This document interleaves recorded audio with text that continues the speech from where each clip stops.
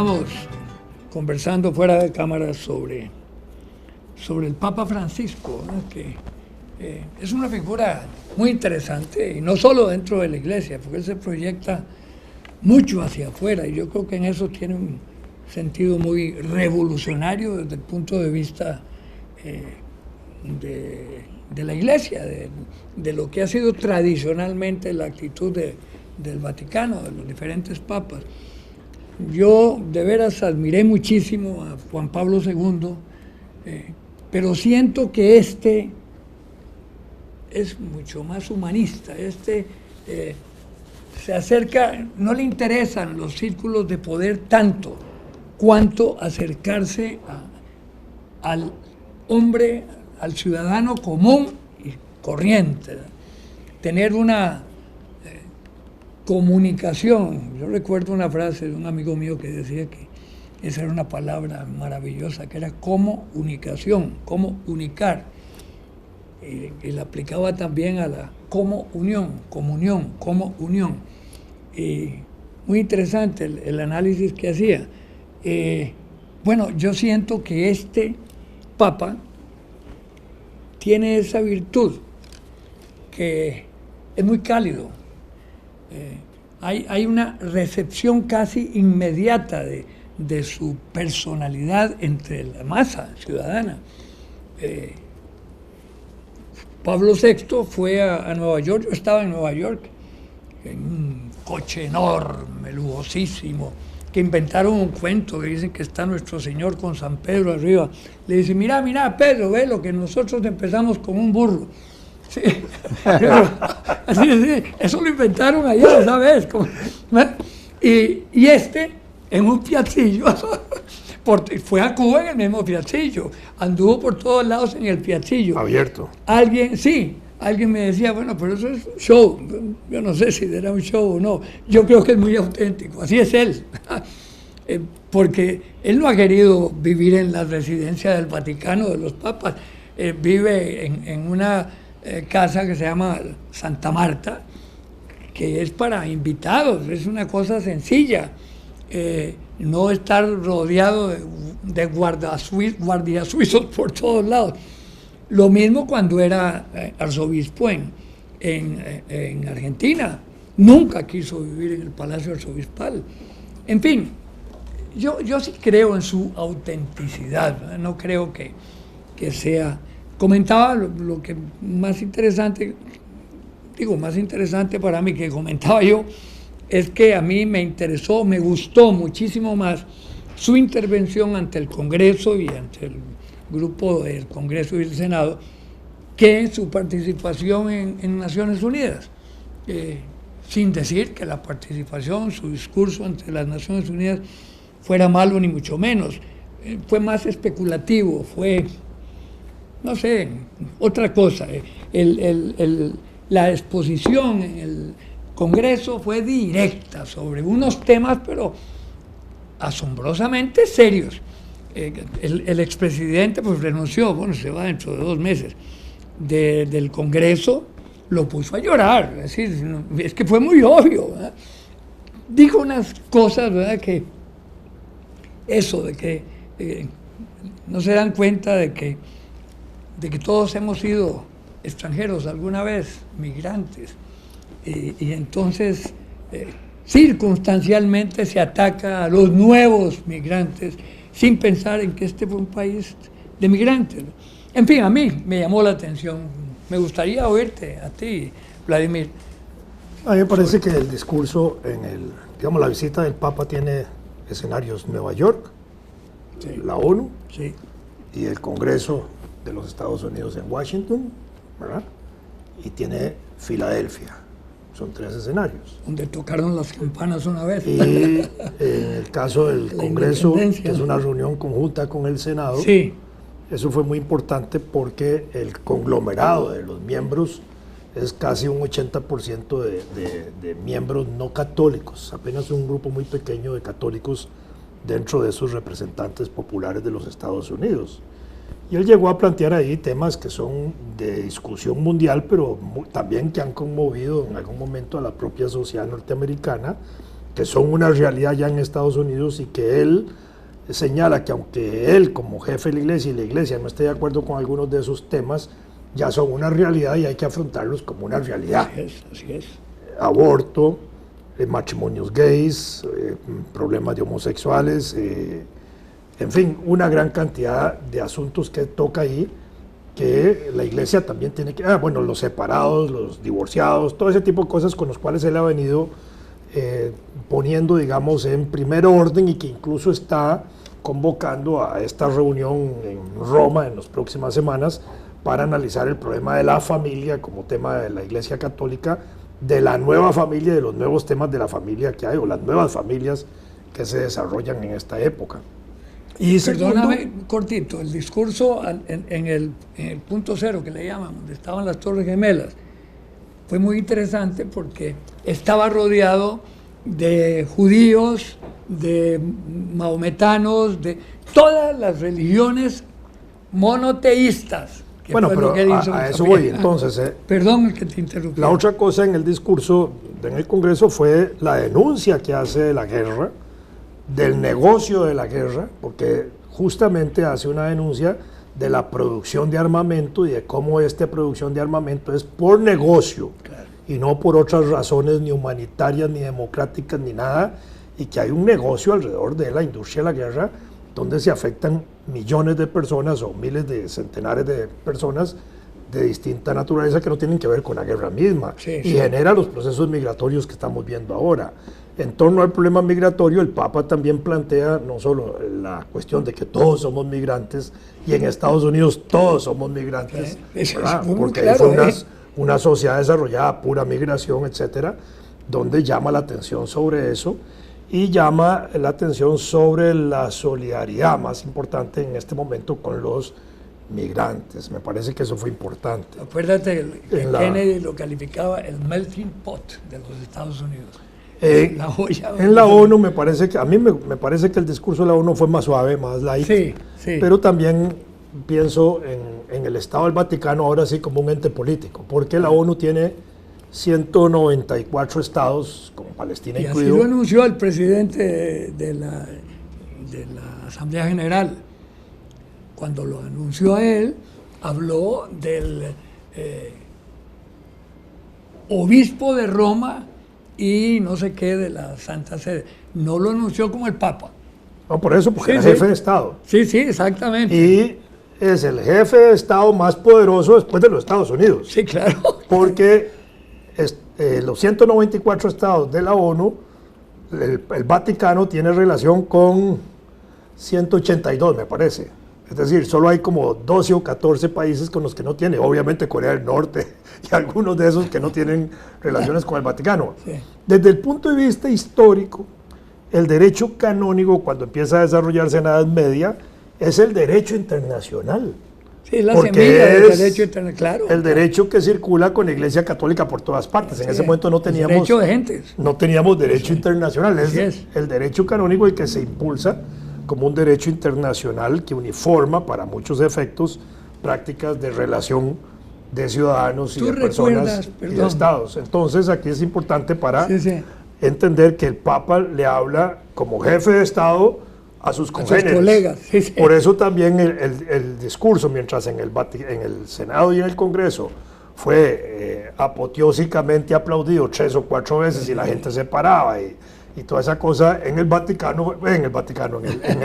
la ONU fue más sereno, más tranquilo, claro, hasta más riguroso en los términos de seguridad, tanto así que el presidente, nuestro querido presidente Luis Guillermo Solís, que no llevaba nada oficial para invitarlo, se le había ocurrido que ahí en el pasillo saludándolo, lo iba a invitar para venir a Costa Rica, y de pronto hicieron un cerco de seguridad y dijeron, ninguno de los que está aquí presentes se puede levantar a saludarlo por razones de seguridad. Es decir, nadie confiaba en la seguridad de los miembros de la ONU respecto al Papa. Sí había más seguridad en un ambiente 80% protestante en el Congreso y el Senado que en la ONU. Y sin embargo, ya el presidente tuvo que reconocer que la invitación formal que debía hacer posteriormente debía hacerse como debía hacerse, canalizándola por la Cancillería, por la Embajada, etcétera. En fin, me parece que así los temas que trata en la ONU son teóricamente más light en términos del peso que le da Sí, sí, a sí. los del Congreso. Y en Filadelfia, que fue un Ese encuentro... no lo oí yo. Ese fue un encuentro con la comunidad cristiana católica principalmente, donde se estimó que había una millonada de gente ahí metida, porque también la misa en el Square Garden fue grande, pero fueron 20,000 personas, creo Sí, que lo los que echó que ahí. cabían, sí, sí. No sé si cabían más, pero solo entraron 20,000, digamos. Creo que así fue como dijeron. Porque ahí hay estadios de estadios. Yo conozco Sí, el claro. estadio de los Tigres de New Orleans, que caben casi 100,000 viejos ahí No, metidos. no, y el Shea Stadium es bueno. muchísimo más grande también. Entonces, en este caso, el discurso de Filadelfia fue orientado más a los temas, ahora sí, de familia y a las cosas importantes que él quiere, digamos, motivar en grandes cambios profundos que debe abordar la iglesia ahora, próximamente. Y en el caso de Filadelfia, me parece que ahí fue donde abordó los temas de pederastia en Estados Unidos, señalando que Durísimo. ellos iban a ser implacables Durísimo, con todos los durísimo. curas, obispos, arzobispos comprometidos Y es que en crímenes de esa naturaleza. Dijo, atentan contra lo más valioso, lo más sagrado que son los niños.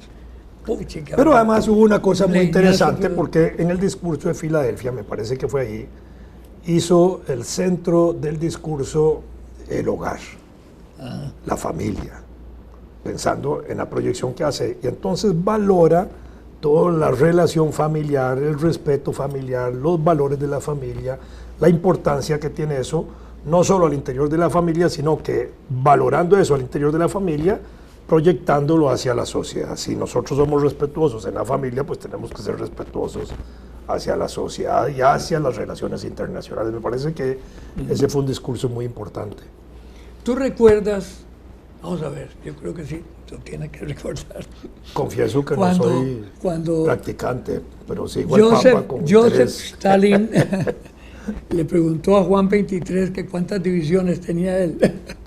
Bueno, es que el Papa no tenía divisiones antes. ¿Pero te acuerdas? Bueno, sí. No, es que fue interesante. No, ya Joseph Stalin no, Khrushchev.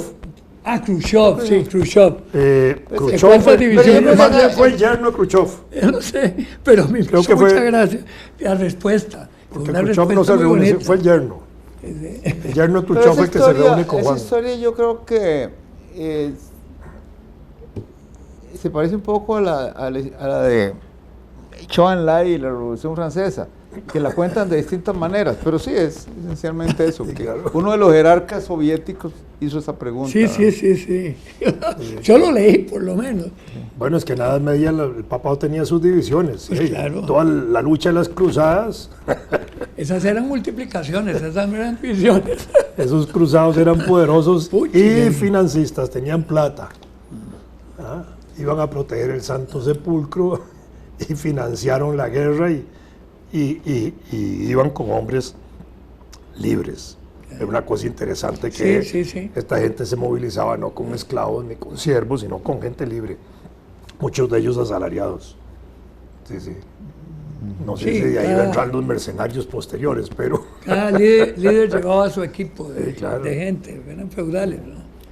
Entonces, sí, ahí tenían. Sin embargo, gente. bueno, con las cruzadas, ¿Cuál de todas? no, en Fueron un particular montón. estaba pensando en la cuarta, que fue Ah, la bueno. que debilitó a Bizancio.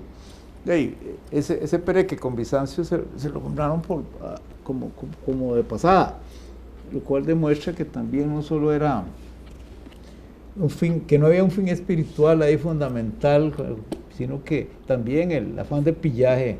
bueno, porque en el fondo no era el problema de ir a salvar el Santo Sepulcro como pretexto, sino el control de las rutas comerciales que Claro, había por el claro, fondo del Mediterráneo claro, para ir a la eso es. India y la China.